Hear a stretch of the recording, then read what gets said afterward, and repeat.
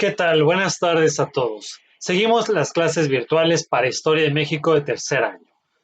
Ya anteriormente estuvimos mencionando en otros videos que México se había independizado después de varios años de lucha con respecto a España.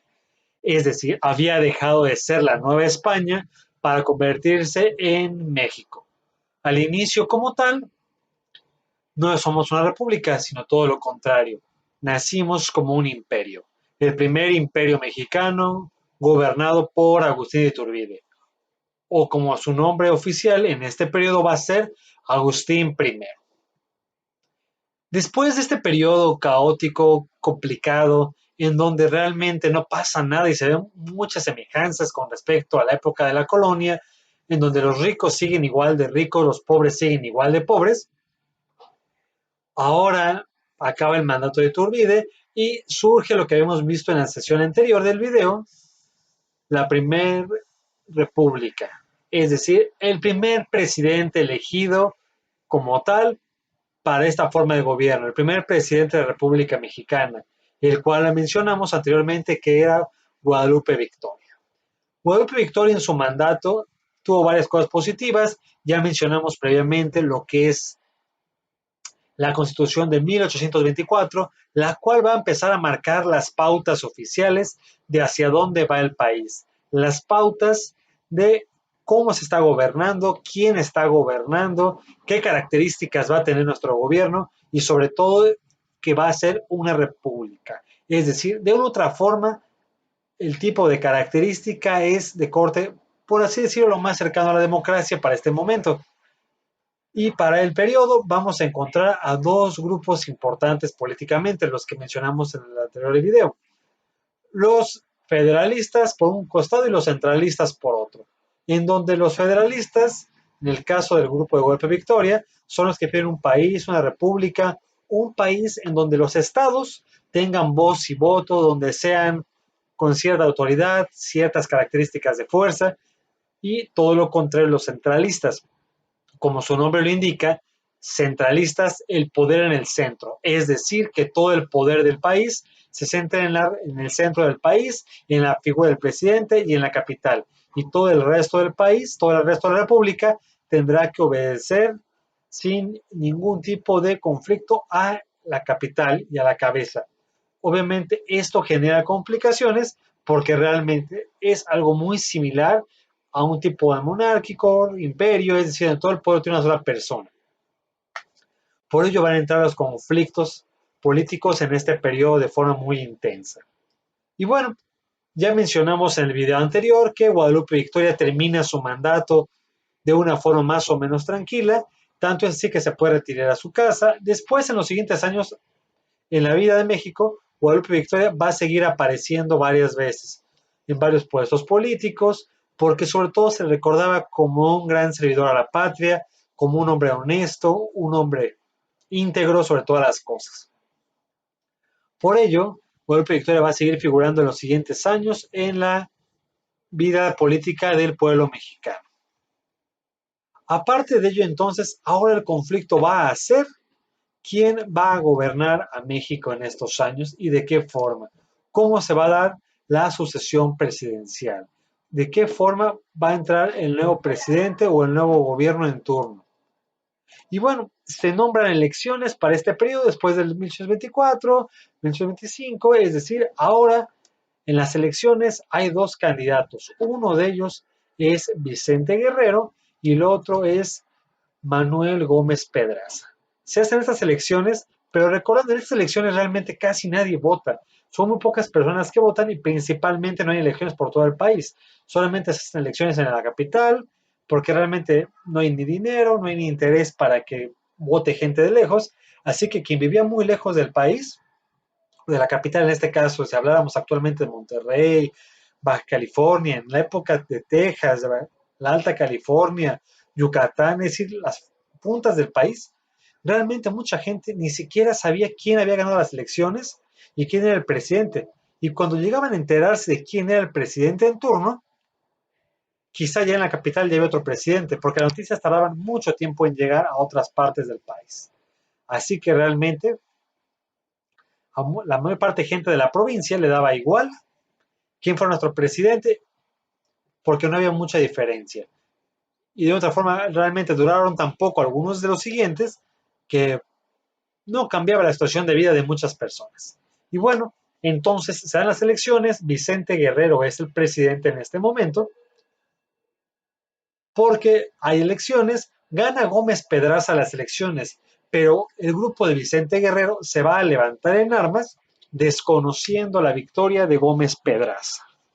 Así que se hace el plan del Perote, y en este plan Santa Anna, Vicente Guerrero y otros militares desconocen a Gómez Pedraza como el ganador de las elecciones. Y ante tantas presiones que hay conflictos, hay gente que toma algunos edificios públicos, militares, saquean edificios, el ayuntamiento del centro, así que el ganador, Gómez Pedraza, decide abandonar el país, porque realmente no encuentra condiciones para poder gobernar el país. Y como tal, Vicente Guerrero, al ser de los dos candidatos y el otro ya se había ido del país, se nombra presidente y toma posesión.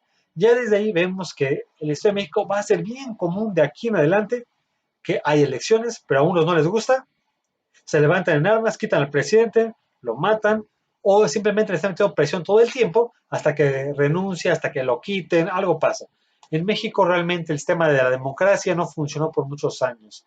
México va a ser un sistema que en donde quien gobierna literalmente es quien tiene más balas, quien tiene más ejército, más generales a su apoyo, es decir, quien tiene más gente militar que lo apoye, básicamente se convierte en el presidente de México en estos años.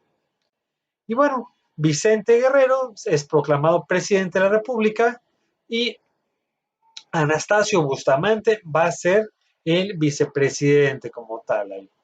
Lo importante de este mandato de Vicente Guerrero es que lo más sobresaliente, que todavía había algunos españoles en el país que querían que México se volviera a convertir en colonia de la Nueva España, de España, perdón.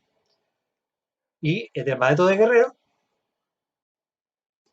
se da la expulsión de los últimos militares. El brigadier Isidro Barradas es quien se apodera de Tampico, apoyado por el gobierno español, por algunos españoles que todavía viven en México.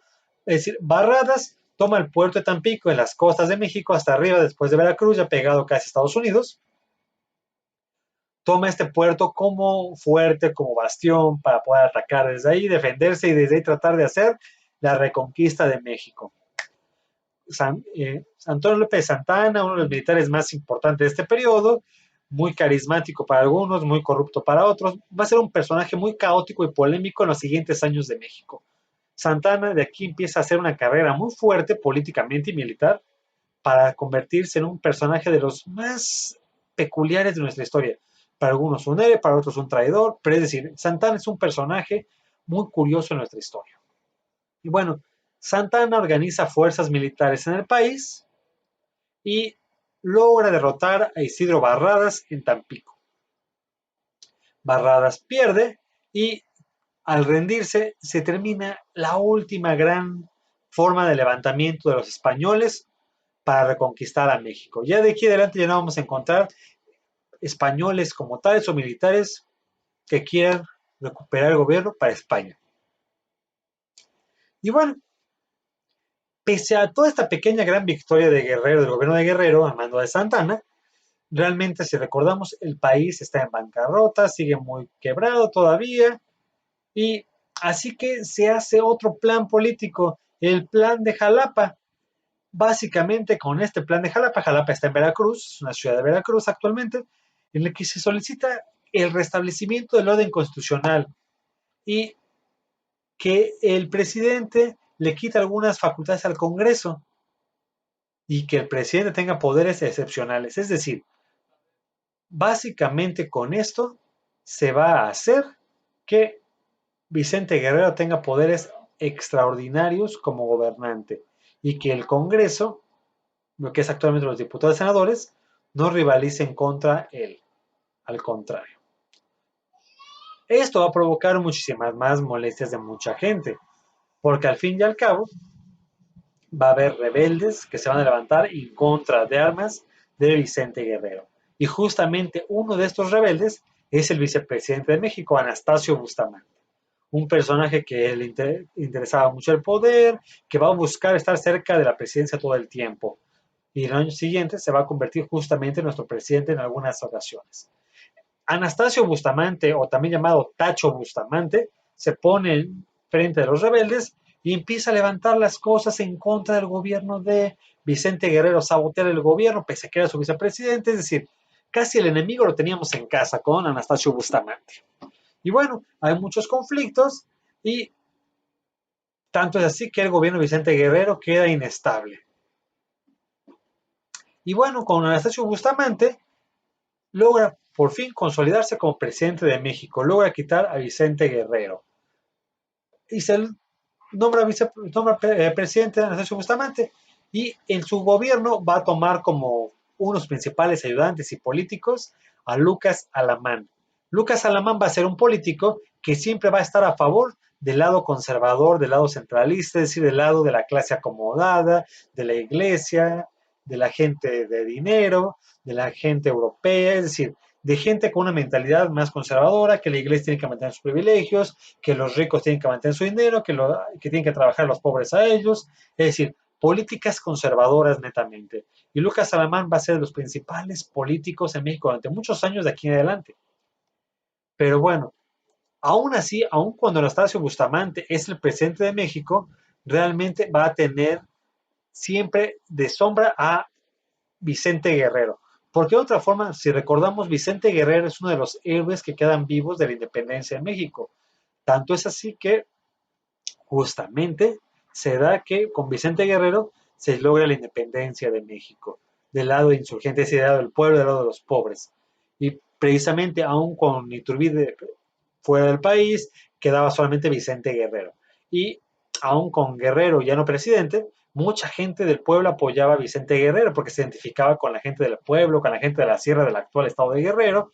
Así que lo que se logra y lo que hace Anastasio Bustamante hace una conspiración para quitarse por fin de todo momento a Vicente Guerrero.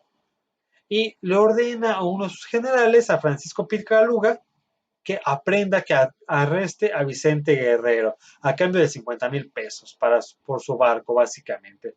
Y Picaluga lo que va a hacer, y se hace pasar por amigo de Vicente Guerrero, y Picaluga tenía un barco en Acapulco, en el puerto de Acapulco. Invita a Vicente Guerrero para platicar con él, hablar de política, decirle que realmente era su amigo y tenía su apoyo y lo que necesitara.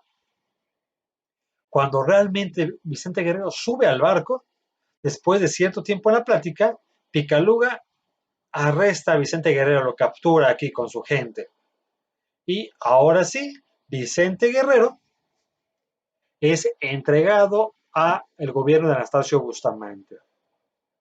Y el problema de esto es que se le hace un juicio muy crítico a Guerrero y un juicio realmente simulado, por así decirlo, o sea, porque se le iba a considerar culpable como un traidor al gobierno. Y Vicente Guerrero es fusilado el 14 de febrero, justamente. Así que aparte de recordar el 14 de febrero como el día de San Valentín, todos nosotros, en México la bandera de México se pone a media asta. Es decir, si ubicamos la bandera de México como tal, el asta completamente, donde se pone la bandera, cuando la bandera está hasta arriba es un día normal, pero si la bandera se cuelga hasta la mitad, es decir, a eso se le llama a media asta y significa que es una fecha triste para la historia de México, una fecha que pasó alguna tragedia nacional, es decir, una fecha de luto, de muerte, de tristeza, que algún héroe o algo grave le pasó a México o a algunos personajes importantes de México. Y justamente el 14 de febrero, la bandera de México en el Zócalo de Cuernavaca, en el Zócalo de la Ciudad de México, en los zócalos de las principales de las capitales del país, de cada estado, o de las presidencias municipales, la bandera se debe de colgar a media asta, en señal de luto, en señal de recordar la muerte de Vicente Guerrero, que es de los últimos héroes de la patria. Y bueno, se da toda esta parte entonces con el fusilamiento de Vicente Guerrero. Curiosamente, genera este fusilamiento que muchos militares en el país se levanten en armas. Se van a levantar en armas en contra del gobierno de Bustamante. Santana en Veracruz se va a levantar, Juan Álvarez en el sur, está el Moctezuma en Tamaulipas. Es decir, Ahora ellos van a defender que Anastasio Bustamante no es el presidente, sino que el que habían quitado hace algunos años, a Manuel Gómez Pedraza, el que Guerrero había quitado justamente. Así que tanto se van a levantar en armas que Anastasio Bustamante, al estar derrotado, firma los tratados que se llamaban los convenios de Zabaleta, en el cual él va a reconocer como presidente de México a Gómez Pedraza.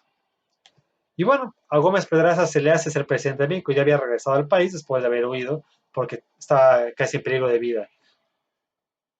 Y bueno, entonces Gómez Pedraza es un presidente que nos dura casi un año, de 1832 a 1833.